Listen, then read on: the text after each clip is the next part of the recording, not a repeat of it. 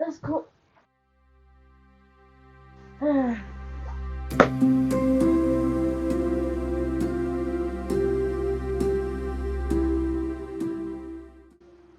Oh, have you finished your painting? Not really. You can continue painting. I'm thinking about it's fine. Leave that a bit and I'll come back.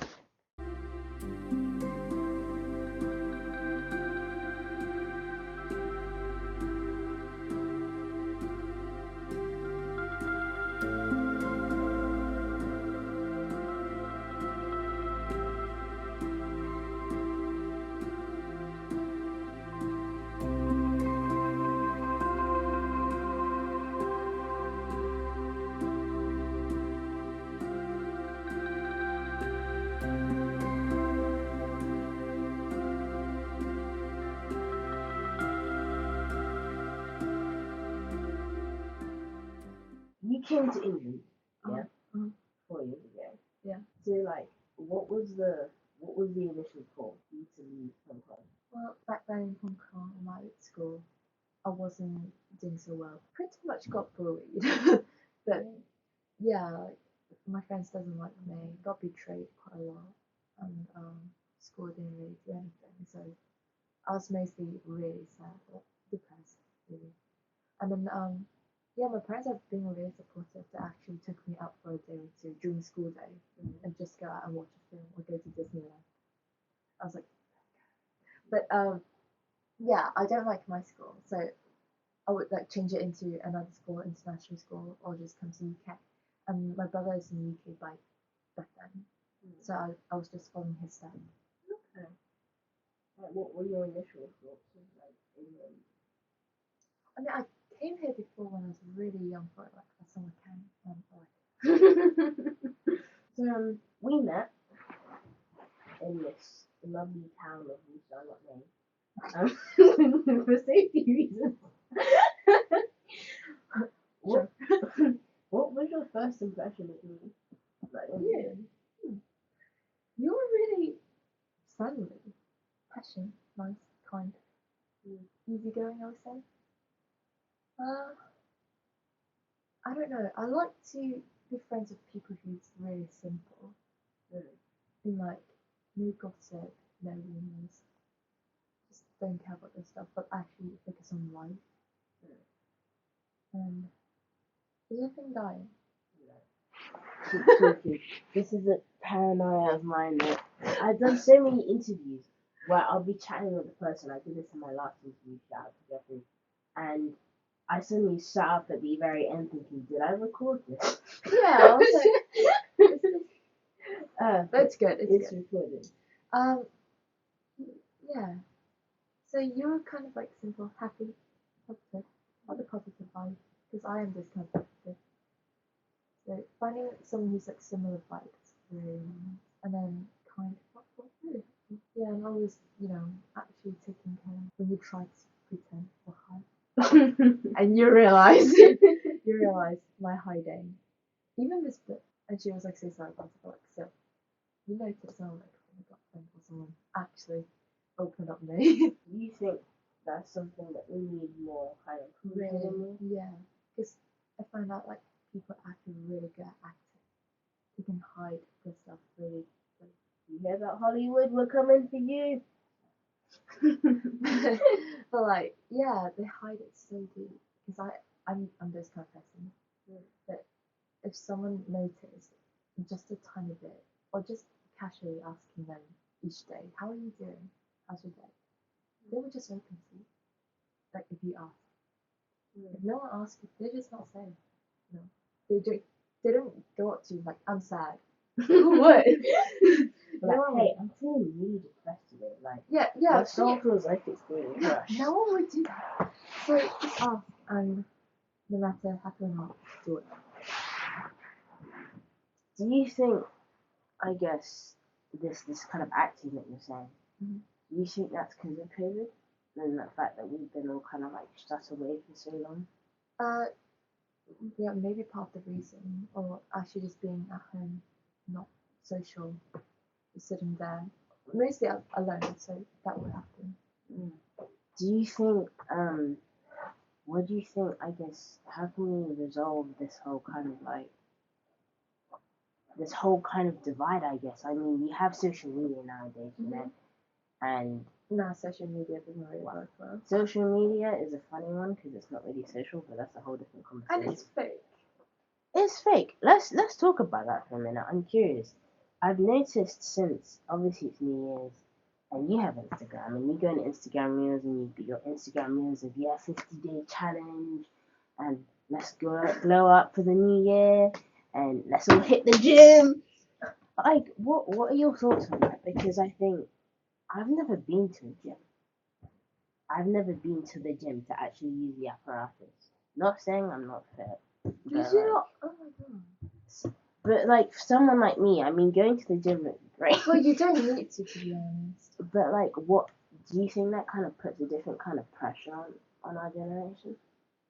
Well, putting stuff on social media and setting a goal on social media, showing people I'm on it, there's a pressure because you'd be like, oh wait, people actually, see my post. I really should do it. That will push you a bit in a good way, I think.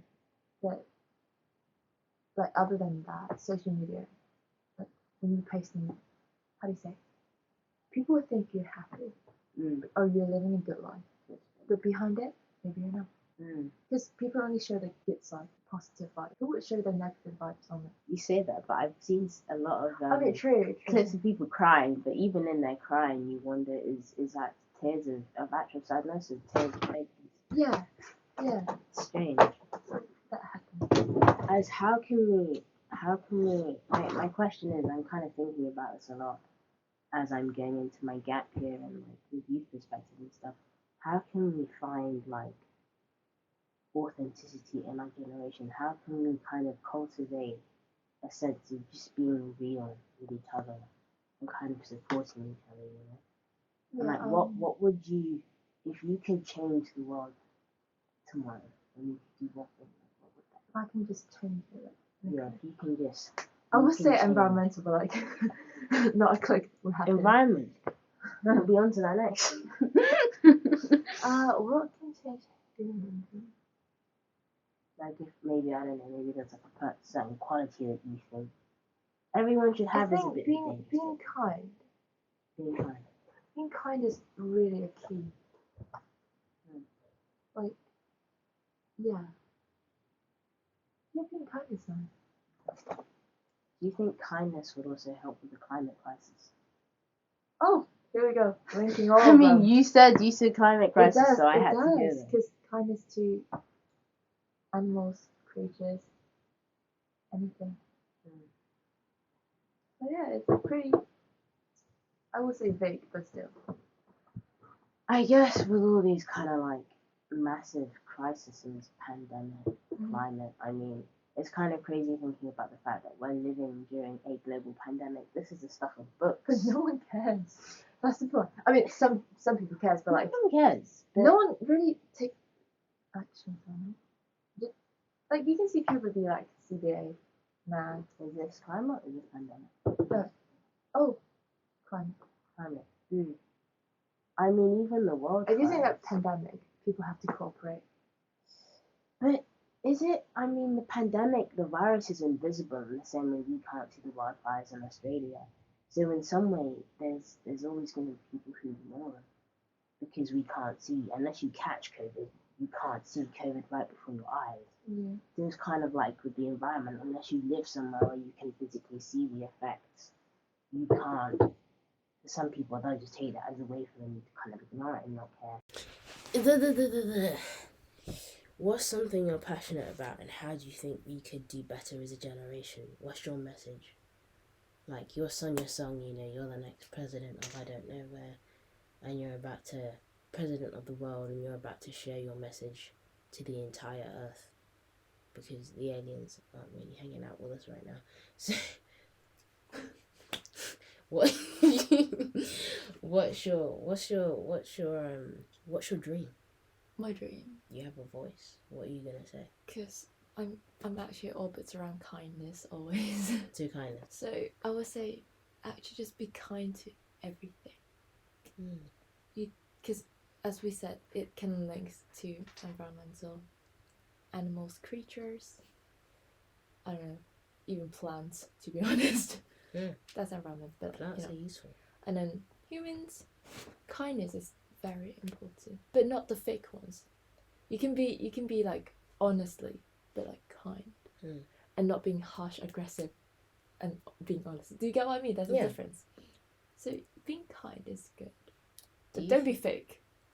I know I said this as the last question, but something else has come to mind. Come on. Do you think the experience of being in boarding school and like moving country and kind of being away from your parents for God knows how long at a time, I don't know how you do it, I admire you guys.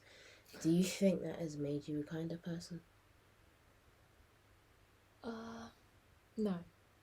Not about moving, but about what I've been through with friends, people around me.